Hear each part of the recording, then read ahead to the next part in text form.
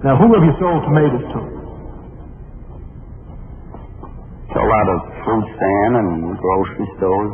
Is your testimony that in the last 5 or 6 years you've been going around to grocery stores in the New Orleans area and selling tomatoes? I've been to fruit stands and markets. When was the last time you were to a fruit stand? Oh, I was at a fruit stand last week. In the chronicles of organized crime, one name stands out: Carlos Marcello. Marcello was born into a Sicilian family and raised in the vibrant city of New Orleans, eventually rising to command the New Orleans Mafia, with his influence reaching far beyond the city's limits. His reign, a turbulent saga of power, defiance, and whispered conspiracies, would leave an indelible mark on the underworld and the nation. From his initial skirmishes with the legal system to his bold face-offs with the U.S. government and his supposed connections to a notorious assassination, Carlos Marcello's journey serves as a chilling illustration of an unyielding quest for power within a world veiled in darkness and mystery. This is the exploration of that journey, a voyage through a world where power, fear, and survival were the only currencies that mattered.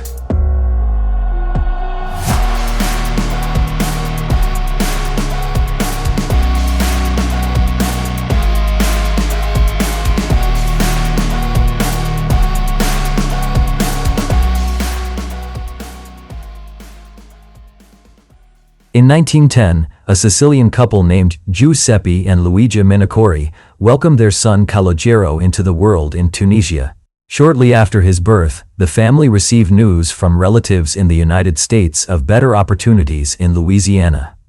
Then Giuseppe quickly decided to travel to New Orleans. Upon starting work at a sugar company, he found that his supervisor shared his last name. To avoid confusion, his overseer assigned him the surname Marcello. Now known as Joe Marcello, he brought over his wife Luigia and their son Calogero, whom he had not yet seen, to join him in Louisiana.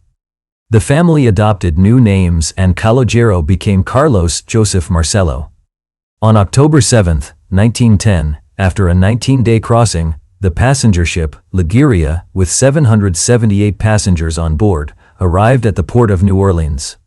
Among them was Luigia Ferroja Marcello, 17 years old, and her son Carlos Joseph Marcello, only 6 months old. Carlos was baptized in Carthage at the parish of Santa Croce on March 28, 1910.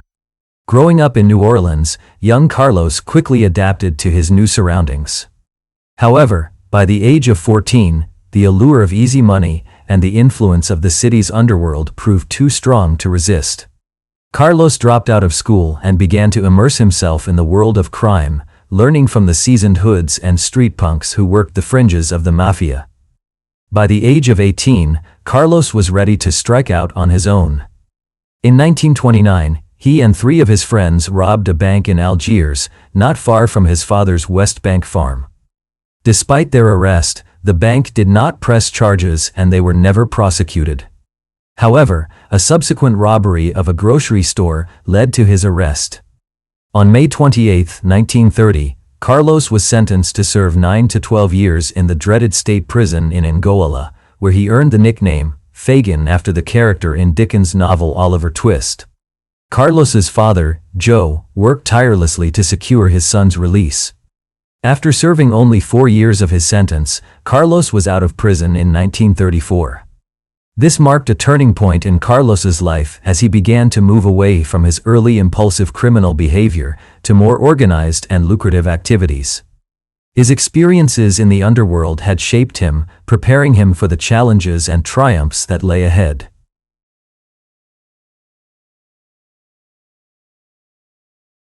Upon his release from prison in 1934, Carlos Marcello found himself standing at a crossroads. The underworld of organized crime had left its indelible mark on him, and the allure was too strong to resist.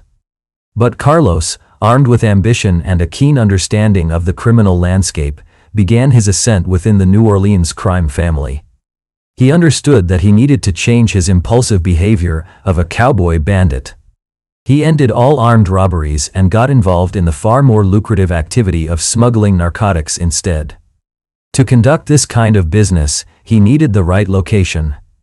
After saving his wages from working for his father, Carlos bought a bar in Gretna, a town adjacent to Algiers. He named the bar the Brown Bomber in honor of heavyweight boxing champion Joe Louis. The bar was in a very disreputable part of town, rife with drugs and prostitution, and stayed open to the wee hours, offering far more than beer and bourbon to those seeking stronger fare. His brother Peter, who had once denounced him to the police, was now working with Carlos.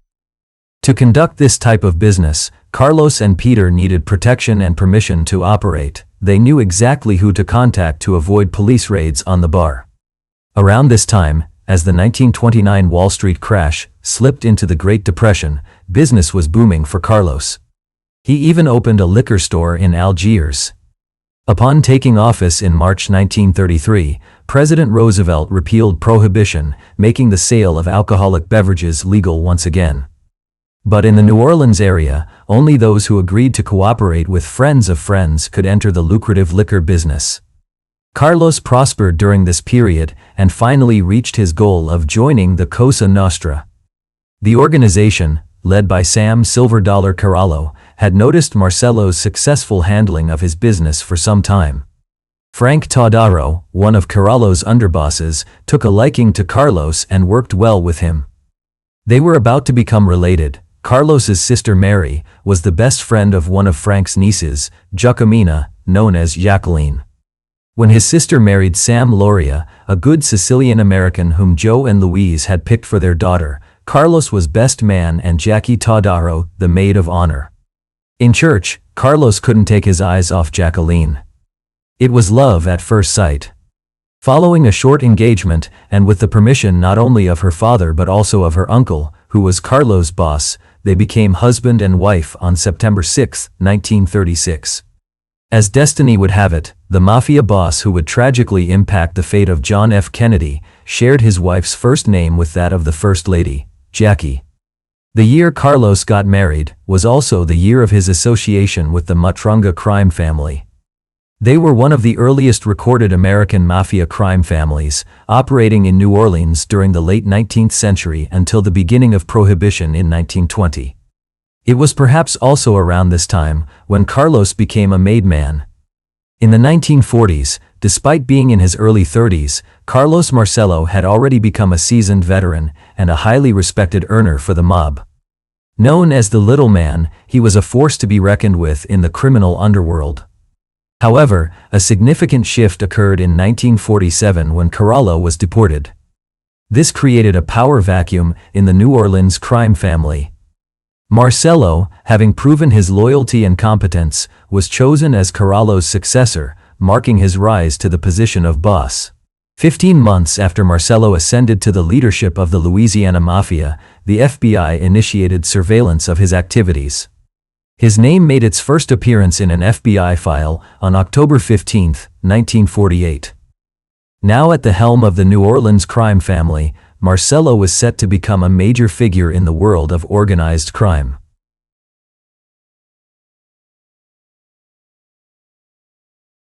The 1950s marked a period of consolidation for Carlos Marcello. Now a bona fide member of the Cosa Nostra, Carlos was intent on expanding his influence and power within the New Orleans crime family. His ambition was not limited to the criminal underworld. He had his sights set on the political landscape of Louisiana as well. Carlos's operations grew in scale and sophistication. From narcotics smuggling to illegal gambling, he was involved in a wide range of criminal activities. His bar, the Brown Bomber, continued to thrive and continued in serving as a front for his illicit operations. But Carlos's ambitions extended far beyond running a successful bar. He saw opportunities in the political arena. By leveraging his connections and influence to manipulate politicians and senior officers in the local government of Louisiana, Carlos sought to gain protection from law enforcement scrutiny, receive tip-offs about investigations, and even shape laws and regulations in ways that benefited his activities. Louisiana, and particularly New Orleans, was known for its political corruption during this period, providing a fertile ground for Carlos to exert influence and consolidate his power. He also sought to strengthen his position by forging alliances with other powerful figures in the criminal underworld. He joined forces with Meyer Lansky, an associate of the Genovese crime family, and Frank Costello, another influential mob boss. These alliances allowed Carlos to expand his operations and increase his influence within the Cosa Nostra. Despite his growing prominence, Carlos was known for his extreme discretion and his determination to avoid notoriety outside his territory. This approach kept Carlos out of the infamous mob summit at Apalachin, New York, in 1957, allowing him to avoid the police crackdown that followed. By 1963, Carlos had firmly established himself as one of the most powerful mob bosses in the United States. But the years ahead would bring new challenges and controversies that would thrust him into the national spotlight in ways he could never have anticipated.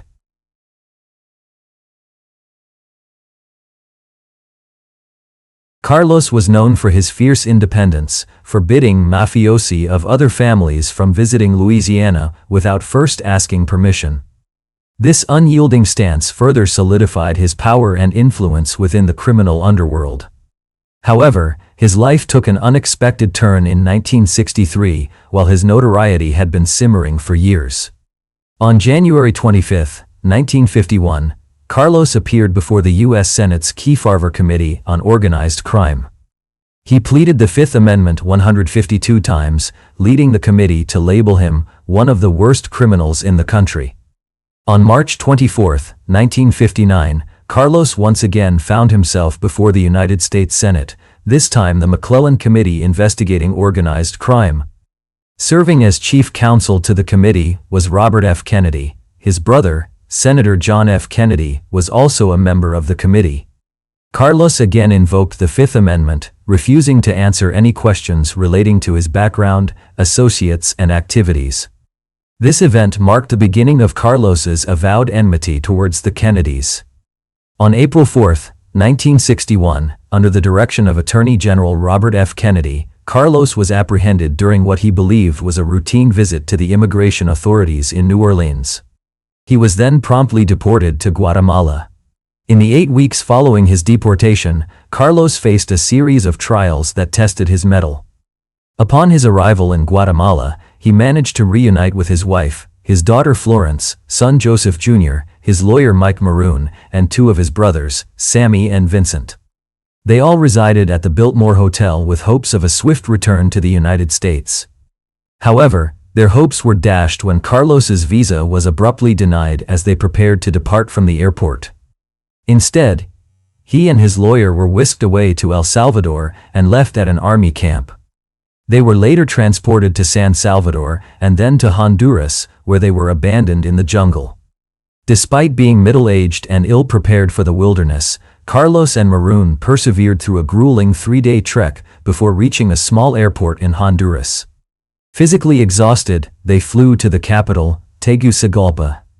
Maroon returned to New Orleans to reassure Carlos's family, while Carlos himself made his way back to America on May 28. The circumstances of his return remain shrouded in mystery. Carlos claimed to have obtained a visa and flown commercially to Miami, but government investigations suggested he may have been flown into the country aboard a Dominican Republic aircraft. This raised suspicions of high-level intervention, possibly through Marcello's connections with mafia bosses in America, such as his old friend Santo Trafficante Jr. from West Florida. In the wake of the shocking assassination of President John F. Kennedy on November 22, 1963, Carlos found himself thrust back into the national spotlight. He faced trial for a conspiracy to defraud the United States government by obtaining a false Guatemalan birth certificate and conspiracy to obstruct the United States government in the exercise of its right to deport Carlos Marcello. Allegations and conspiracy theories began to swirl, suggesting a possible connection between Carlos and the tragic event. His previous encounters with the Kennedys, coupled with his infamous reputation, made him a prime suspect in the public eye. The investigations into the JFK assassination were extensive and far-reaching, drawing in various figures from the world of organized crime.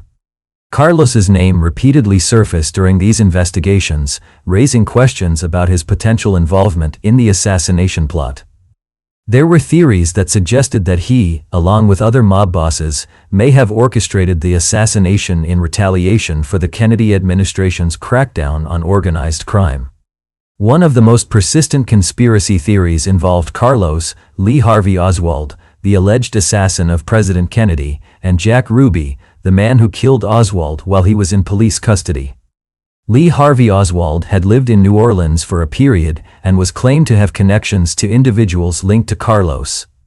Ruby, a nightclub owner, also allegedly had connections to organized crime. The theory suggested that Carlos could have used these connections to manipulate or hire Oswald and Ruby to carry out the assassination.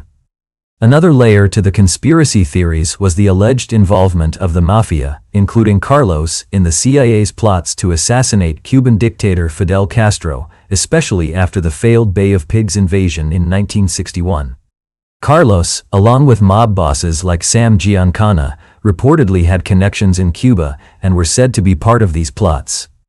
There are some theories that suggest that mob bosses felt betrayed when the Kennedy administration, despite allegedly approving plots to kill Castro, intensified its efforts to fight organized crime. However, these allegations were based largely on conjecture and circumstantial evidence. The Warren Commission, the official government investigation into JFK's assassination, found no credible evidence to support the idea that Lee Harvey Oswald and Ruby were part of a larger conspiracy orchestrated by Carlos or anyone else.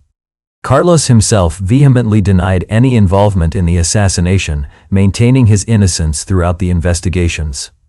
The JFK conspiracy marked a turning point in Carlos's narrative, casting a long shadow over his reputation. Despite the lack of concrete evidence linking him to the assassination, the allegations significantly impacted public perception of Carlos, painting him as a figure of intrigue and controversy in the annals of American crime history. This chapter in Carlos's life highlighted the extent of his influence and the depth of his connections within the criminal underworld. Yet, it also underscored the precarious nature of his position as he found himself navigating a complex web of allegations, investigations, and public scrutiny.